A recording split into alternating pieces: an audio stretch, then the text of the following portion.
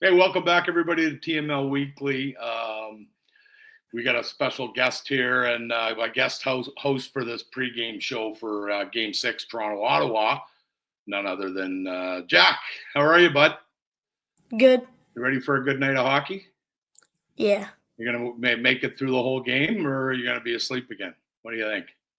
I'll try to make it through. Yeah, well, you got school in the morning, so it's okay if you don't. Thanks again, as always, to our sponsors, Bjorn Hockey and Don Cherry Sports Grill. Huge night in Leafland. Any way you look at it, they do not want to come back to Toronto for a Game 7.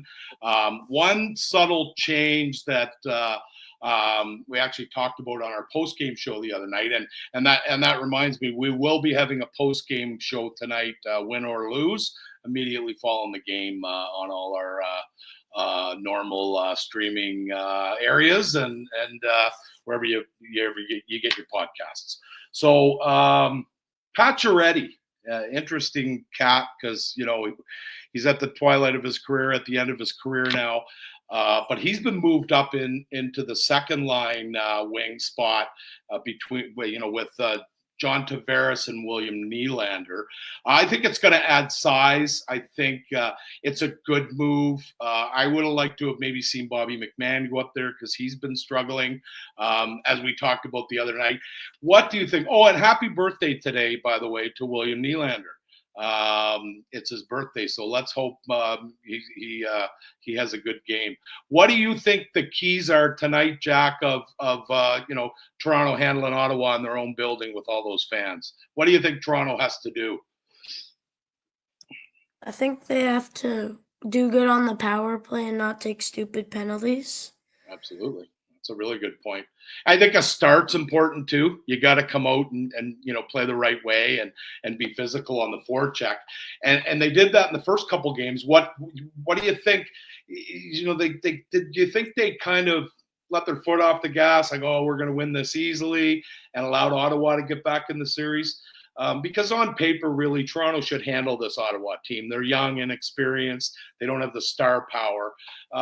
But it shows you that, hard work and sticking to a game plan and playing the right way, can overcome talent.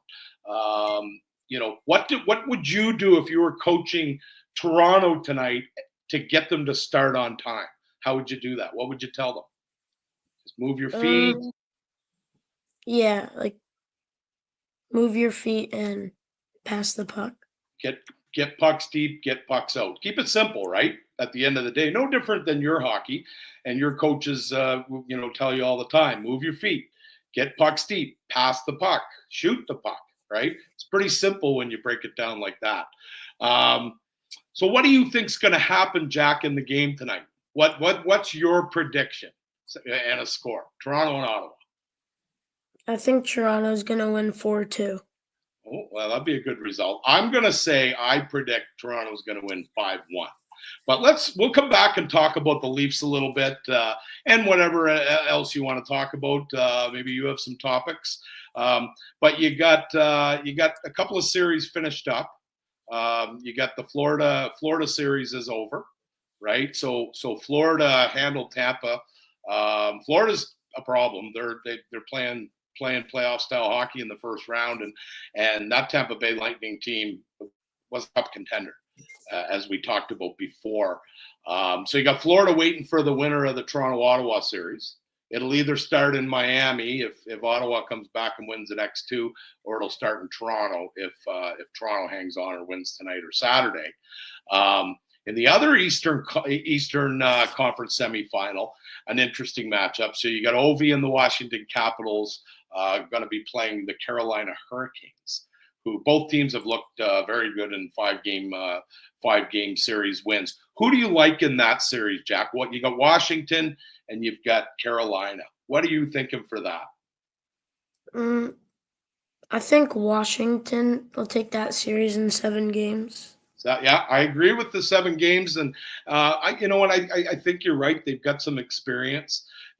One thing that I noticed too is with all the shenanigans that went on in the in the Montreal series, you got a guy like Tom Wilson, that like he didn't engage with Arbor Checkeye, and do you think that was smart of him? Yeah, Why? because I think he's more valuable than Arbor Checkeye. Yeah, absolutely. I mean, so you summed it up. So you got Arbor Checkeye in the warm up, skating by, chirping him, and Dylan McElrath, a good Western Canadian guy. I remember him when he played for the Moose Jaw Warriors, who's a legitimate heavyweight, but unfortunately he's just not in the lineup. He's not one of the top 6 defensemen right now for Washington. But he took the warm ups the other night, and he was chirping. And Jack Eye was there. Let's face it, right? I don't think he's a very I don't think he's I don't think he's a top 6 defenseman. I just don't. I get what he brings to the table, but when Tom Wilson turns the other cheek, like you said, Jack, like why would a 30-goal guy that hits hard and a top 6 forward, go off the ice for 5 minutes with a number 7 or 8 defenseman on a good team? Right? That's the way I looked at it, and you hit the nail right on the head. Let's move west here, talk about the series going on there. So you got Colorado down 3-2 to Dallas. Game tonight is in Denver, where you saw your first NHL game back when you were sleeping in the third period in your mom's arms. Remember that night? Who do you got in the Colorado-Dallas game tonight? Is it going 7, or is Colorado going home? I think Colorado is going to win. Okay. Then I think Dallas is going to win in game 7. Okay, that's a good prediction. I mean, that's again like similar to me, like the Florida and the Tampa series, right? Either one of those teams could go all the way. So it's that's Dallas has surprised me probably the most, because they're missing arguably the best forward in Jason Robertson, and who else are they missing? That's a pretty good player. Miro Heiskanen. Yeah, you're talking top 7, 6 defensemen in the National Hockey League, if not higher. So good prediction. You got LA and Edmonton. Edmonton's up 3-2. LA won the first 2 at home, where they've been deadly all year. Then Edmonton won 2 at home, and then Edmonton went in and snuck 1 on the road. So what do you have tonight? They're in Edmonton. LA's coming in off 3 straight losses. What are you thinking for that game? I think Edmonton's going to win it. Okay. You think it'll be close, or you think they're going to put on a show and end it early? I think it's going to be pretty close, but McDavid and Draisaitl is going to step up. Awesome. Yep. When you get arguably 2 of the top couple of players in the world, you have a chance every night. Now we got another interesting one. You got the Vegas Knights up 3-2, and they're playing tonight in Minnesota. What do you think of that one? I think Vegas is probably going to win that too. Yeah, I don't disagree. Mini, I think they had a chance I think it was game 5 to go, or game 4 to go up 3-1 and lost in overtime. That was their opportunity. And then you got the last series out there. You got Winnipeg and St. Louis. I don't even, what is the score in that, Jack? Is it 3-2 St. Louis or 2-2? I think it's 3-2 Winnipeg. Oh, 3-2 Winnipeg now. Okay. Now you got no Mark Scheifele. He's injured from the Braden Shen hit the other night. So you take Mark Scheifele out of the lineup. Game 6 will be in St. Louis. What are you thinking there? I think Winnipeg's going to win it in overtime. Winnipeg in overtime and St. Louis season. Yeah. Who scores the goal for Winnipeg in overtime without Scheifele? Josh Morrissey.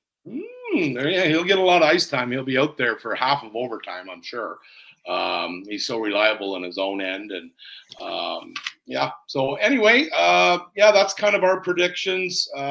What's going on in your world, Jack? What are you doing for the spring? You do any sports or anything like that you want to share with our viewers and listeners? Yeah, I'm playing soccer and some flag football, and then golf for fun. Yeah, and you're liking it. Yeah, it's nice to get away from the rink a little bit and do some other stuff. And I flag football you started last weekend. It was we had a blast watching. Your mom and I, we thought that was cool, and it's learning something new.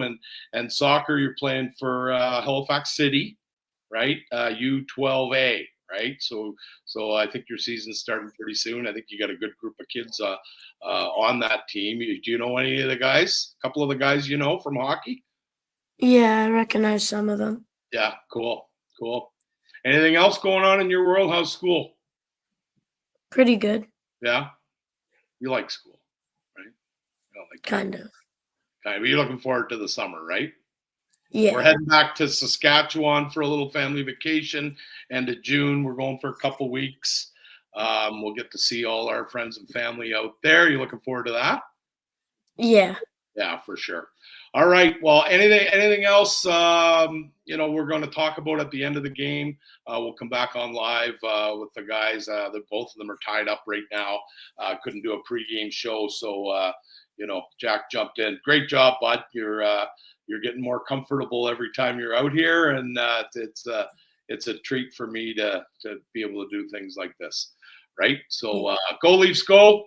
Let's go! Real good start, and we'll talk to you in a few hours, hopefully in a real good mood. See ya. See ya.